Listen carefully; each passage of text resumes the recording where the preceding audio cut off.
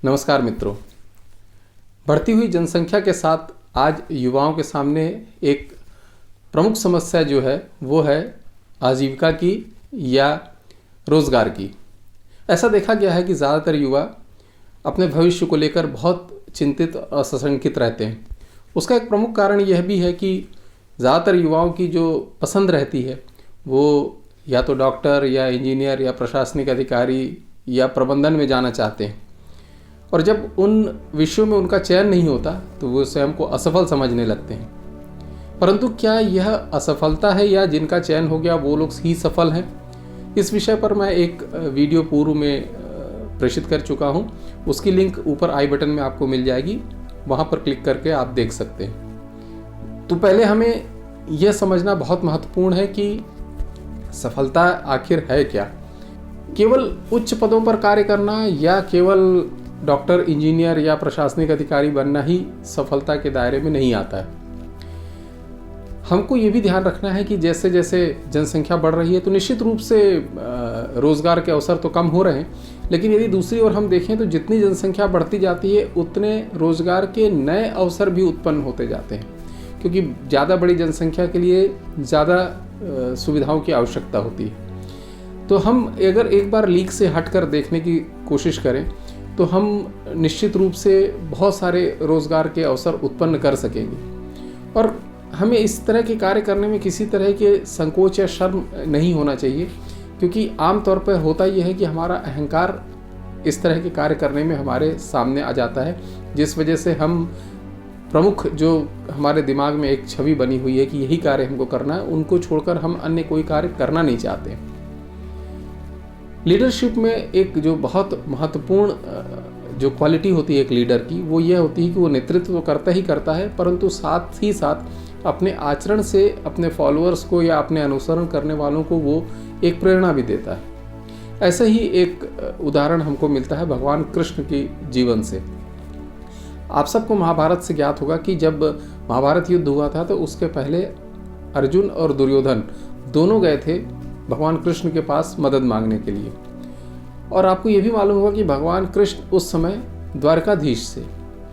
लेकिन उसके बाद भी वो सहर्ष अर्जुन के सारथी बनने के लिए तैयार हो गए। आज हम में से ऐसा कौन करने के लिए तैयार होगा? भगवान कृष्ण ने राजा होते हुए भी और इतने महत्वपूर्ण व्यक्ति होते हुए भी सारथी बनने से कोई मनाही नहीं की, और सहर्ष वो तैयार हो गए। और ये प्रेरणा उनके जो फॉलोअर्स हैं या जो उनका अनुसरण करते हैं उनके लिए एक बहुत बड़ा संदेश उन्होंने छोड़ा कि किसी भी तरह का कार्य छोटा नहीं होता, और हमें किसी तरह के कार्य से कोई भी परहेज नहीं करना चाहिए, किसी भी तरह की दूरी बना के नहीं रखना चाहिए। और ऐसे उदाहरण हमको वर्तमान में भी मिलते हैं। वर्तमान में एक बहुत जो प्रसिद्ध उदाहरण है वो अल्बर्ट आइंस्टाइन का है कि जब वो अपने शिक्षा के बाद अपने महाविद्यालय में ही प्रोफेसर होना चाहते थे तो उनके जो तत्कालीन प्रोफेसर थे उन्होंने उनका चयन नहीं किया,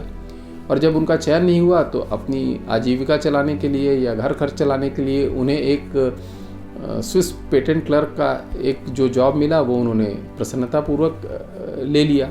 और स्विस पेटेंट क्लर्क का जॉब करने पर उन्होंने कभी ऐसा सोचा नहीं कि यह मेरे योग्य पद नहीं है या ये छोटा कार्य है। उन्होंने प्रसन्नतापूर्वक वह पद ग्रहण किया और उससे उनको लाभ भी हुआ। लाभ ऐसा हुआ कि उसमें उनको जो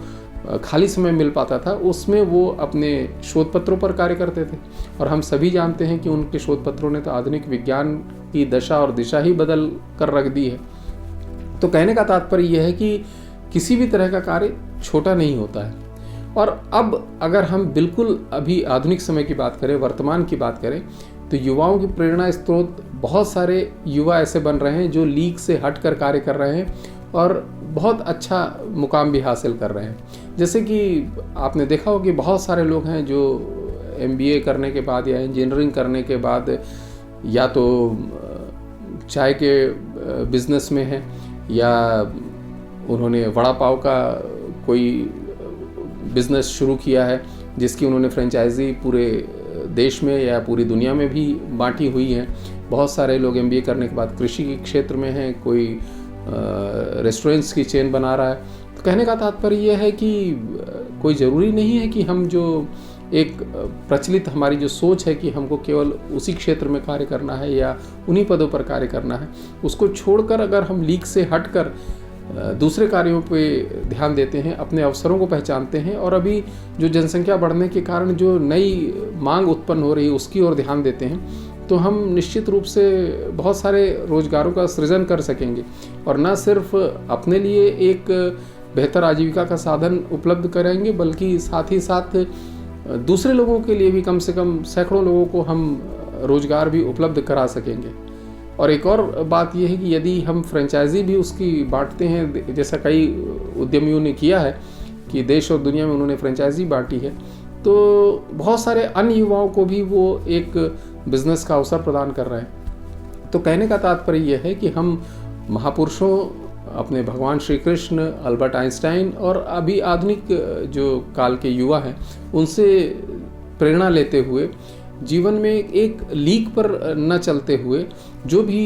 रोज़गार के अवसर है उनको तलाशें, जो भी संभावनाएं हो सकती हैं, जो जनसंख्या के बढ़ने के कारण मांग उत्पन्न हो रही है समाज में, उनको पहचानें और उस क्षेत्र में कार्य करें, तो हम निश्चित रूप से जीवन में बहुत ऊंचाइयों तक पहुंच सकेंगे और साथ ही साथ दूसरों के लिए न सिर्फ प्रेरणा के स्रोत बन सकेंगे, साथ ही साथ उन्हें एक आजीविका का अवसर भी उपलब्ध कराएंगे। धन्यवाद।